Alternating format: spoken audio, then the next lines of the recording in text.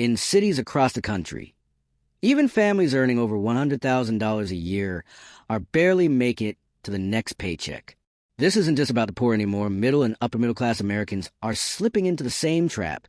Rising rents, stagnant wages, and mounting debt just to stay afloat.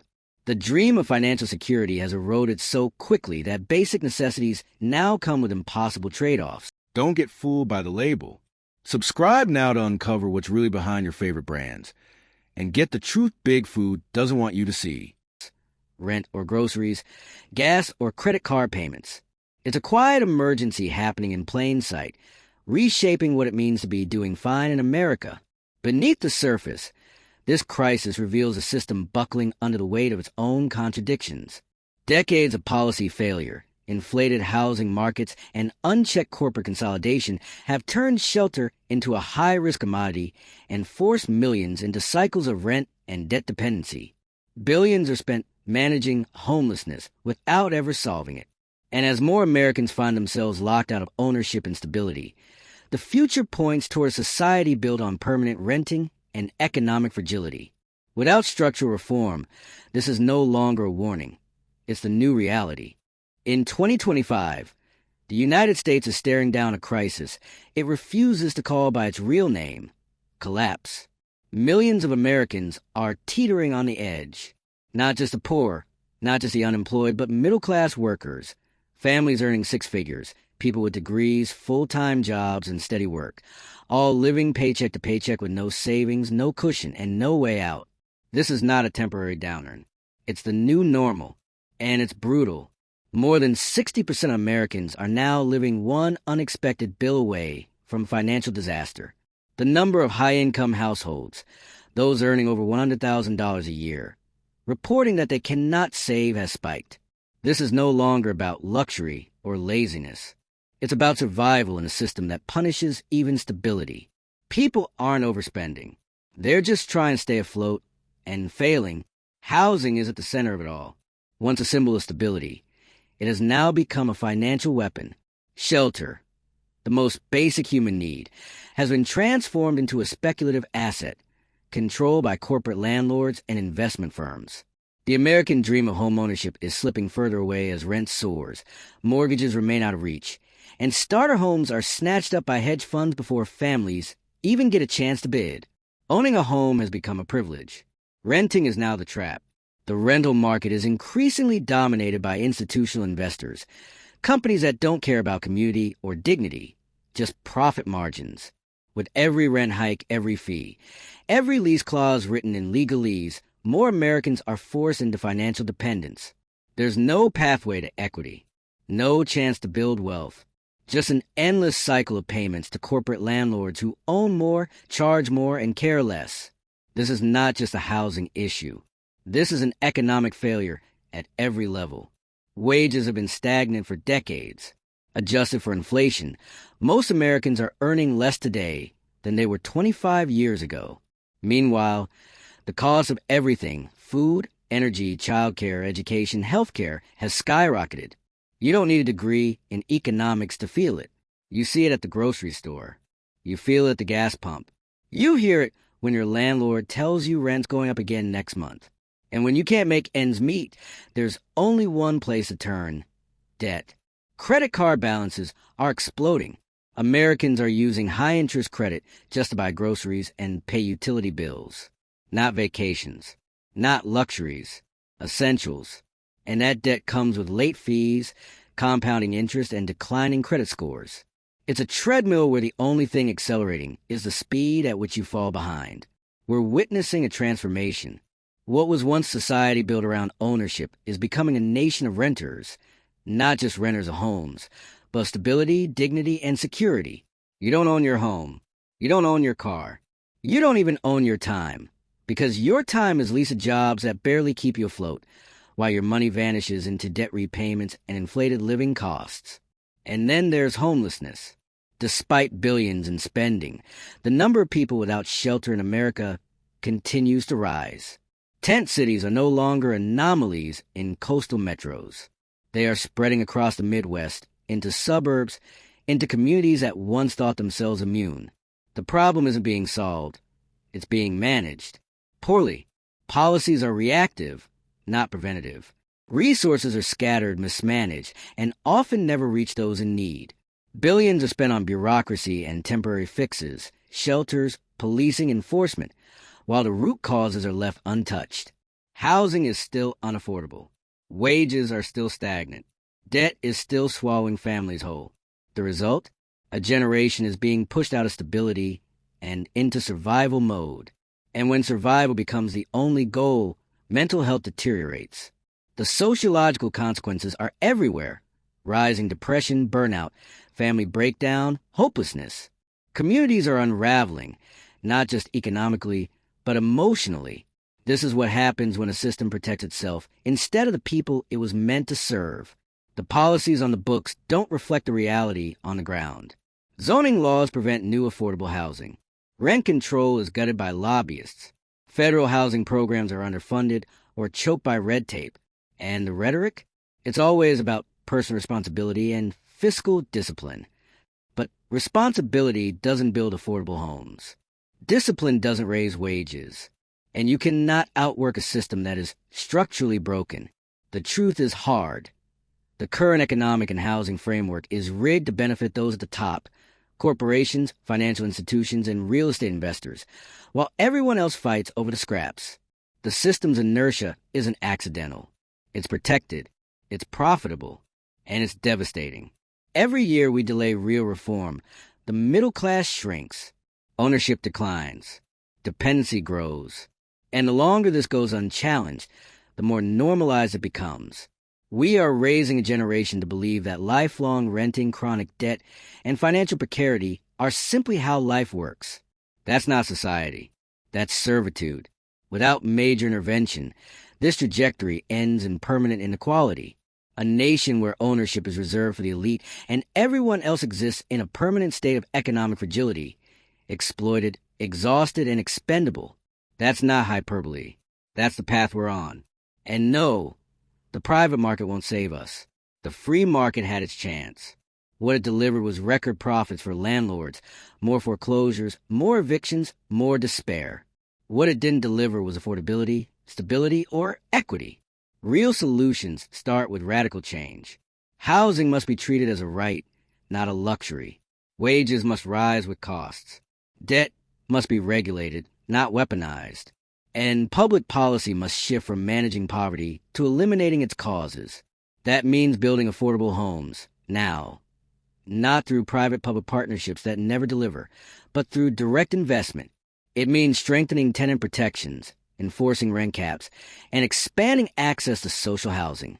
It means eliminating the loopholes that let corporations buy up entire neighborhoods, while families can't afford a single home. It means changing what we measure. Success cannot be GDP growth or stock market highs, while people are sleeping in cars and working 3 jobs just to pay rent. If our economy grows but our people suffer, that's not growth, it's decay. This crisis didn't happen overnight. It was built over years, through policy decisions, deregulation, greed, and neglect. But just because it was built doesn't mean it can't be dismantled.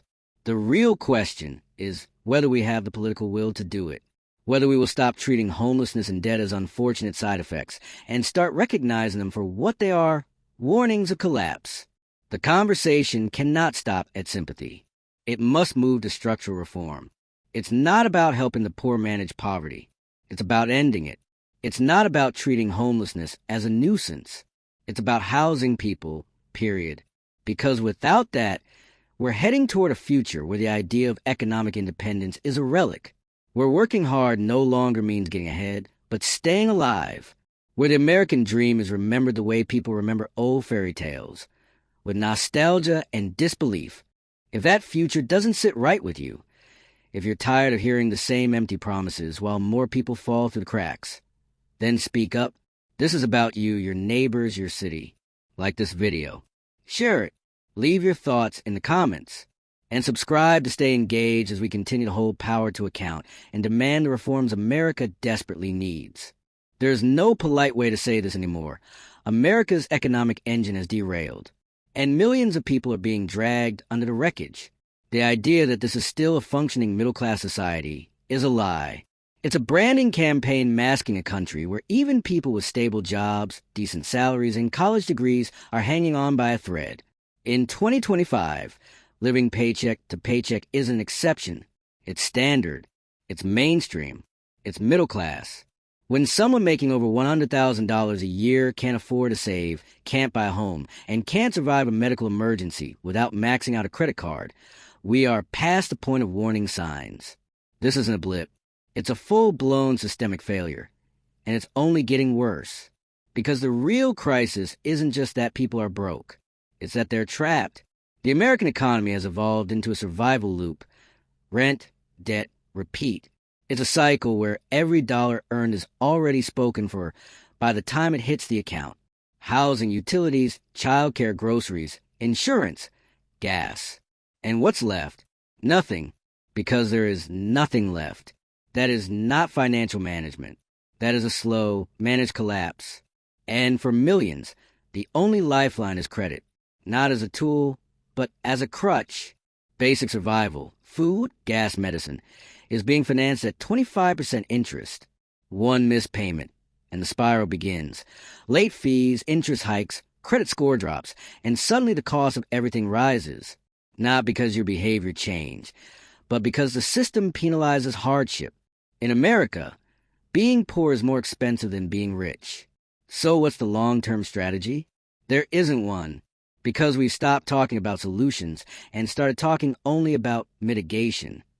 Homelessness is being managed with makeshift shelters, police sweeps, and emergency grant programs, while the root problems fester untouched. The cost of living climbs.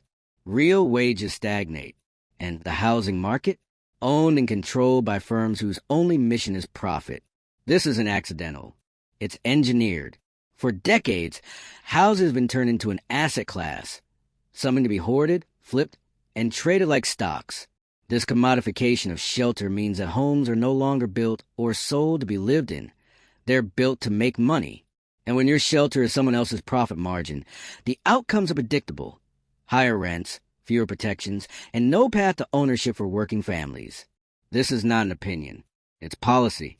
It's the direct result of zoning laws that block affordable construction, tax structures that reward speculation, and government programs that funnel billions into subsidies for developers who never deliver the housing people actually need. It's bureaucratic layers that stall affordable housing for years, while luxury condos get fast-tracked. And who suffers? The same people always do. Workers, families, the elderly, young professionals, veterans, single parents. People who are doing everything right and still falling further behind every year. America has built a society where wealth creation through homeownership is slipping out of reach for an entire generation. And in its place, a rent-only future, where corporations own the roofs over our heads, set the rules, raise the rents, and reap the profits. And the mental toll of this reality is massive. When you know you'll never own a home. When you know that every raise will be eaten up by higher rent. When you know that a hospital bill could erase a year's savings. That isn't just economic pressure. That's psychological exhaustion. That's what chronic instability does. It eats at people, quietly, relentlessly. Depression, anxiety, burnout, they're everywhere. Not because people aren't working, but because people are working and it's still not enough.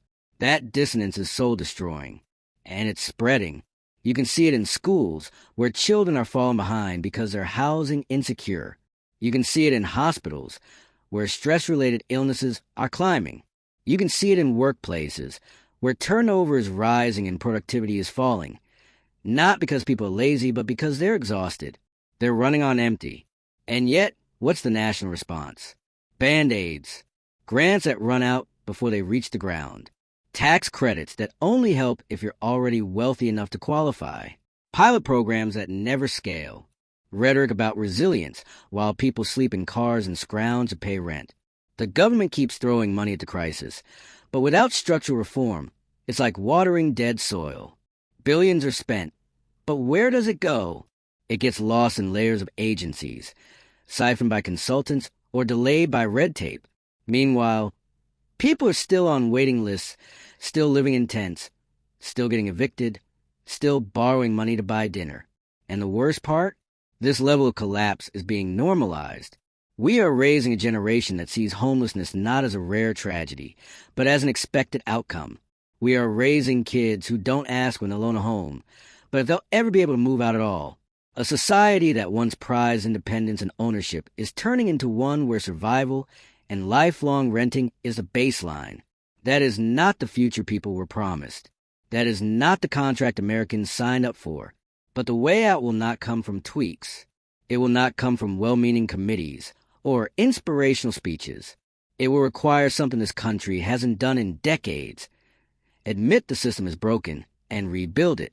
That means rethinking housing from the ground up. It means banning corporate monopolies on housing. It means ending tax breaks for empty investment properties. It means reforming zoning laws to allow affordable development. It means enforcing rent caps and eviction protections.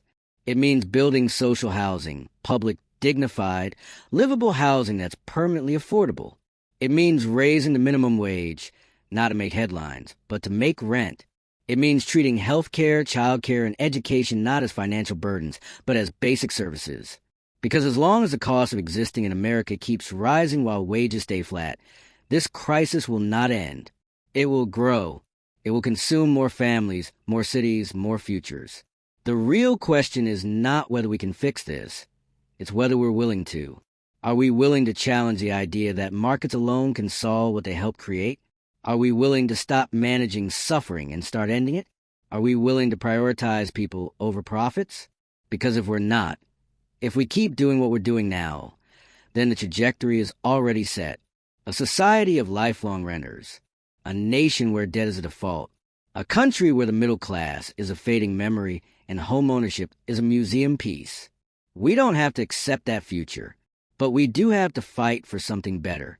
And that starts with telling the truth. This isn't working. Not for families. Not for workers.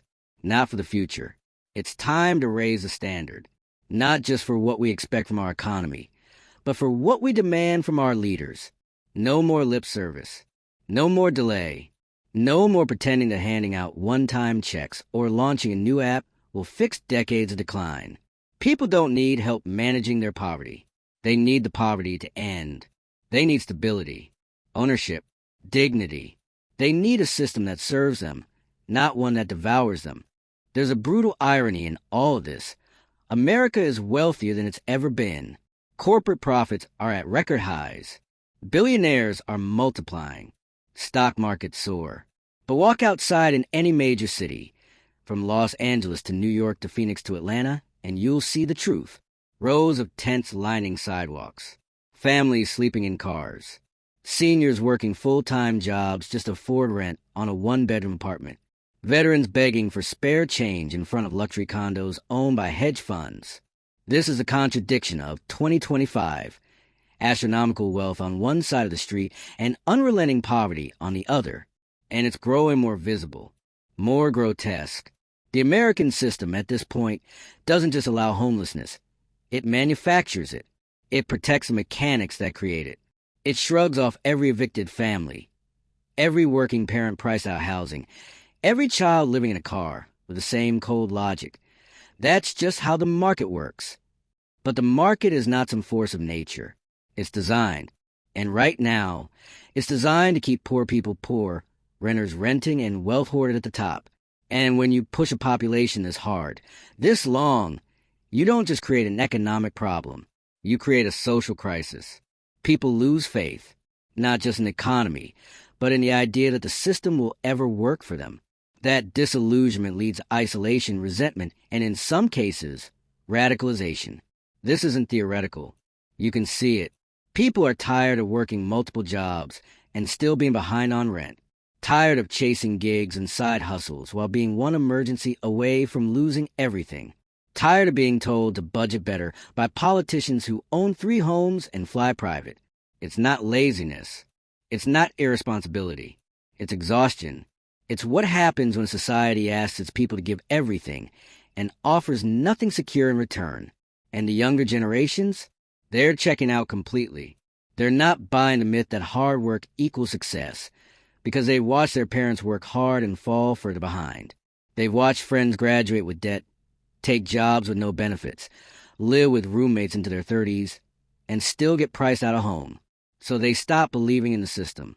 And they're not wrong, because the system as it exists doesn't serve them. It wasn't built for them. And if nothing changes, it will bury them too. There's something especially cruel about a nation that wraps itself in the language of opportunity, while actively closing the door on that opportunity for most of its citizens. That clings to the image of upward mobility while cementing structural poverty. That celebrates its billionaires while criminalizing its poor. And don't forget, the homelessness crisis doesn't just destroy lives. It drains public resources. It overwhelms hospitals. It strains schools. It burdens law enforcement with problems they were never meant to solve. It's inefficient. It's inhumane. And it's unsustainable. We are long past the point of temporary fixes. This is not a problem of individual failure. It's not about budgeting or bad choices. It's a structural failure. And it demands a structural response. That means direct investment in affordable housing. Not just tax incentives for developers, but actual public housing that people can afford. Not shelters that push people out after 30 days. Not emergency vouchers that expire before you can use them. Permanent housing. Dignified housing. It means regulating the corporate landlords who've turned housing into a monopoly game. It means canceling rent hikes that outpace inflation and penalizing those who sit on empty units while the streets fill with tents. It means raising wages in real terms, tying minimum wage to the actual cost of living, not arbitrary numbers, because a full-time job should keep you off the street. It means erasing medical debt, ending predatory lending, and cracking down on credit traps that bleed working people dry. And it means finally rejecting the narrative that homelessness is just some inevitable byproduct of freedom. No, homelessness in a country this wealthy is not freedom. It's failure. If that feels heavy, it's because it is. But the good news is it's not hopeless. Not yet. Change is possible. But only if people speak up. Only if people refuse to normalize this disaster. Only if we stop accepting the premise that it's always been this way or nothing can be done. Because plenty can be done. But first, we have to admit the truth. We are in a state of emergency, and we need to act like it. If this message resonates, if you've seen this crisis unfold in your city, your family, your life, don't stay silent. Like this video. Share it with someone who thinks the system still works. Leave a comment. Tell your story. And subscribe for more real conversations about what's happening in this country and what we can do to change it. Because if we don't fight for a different future, we already know where this one leads.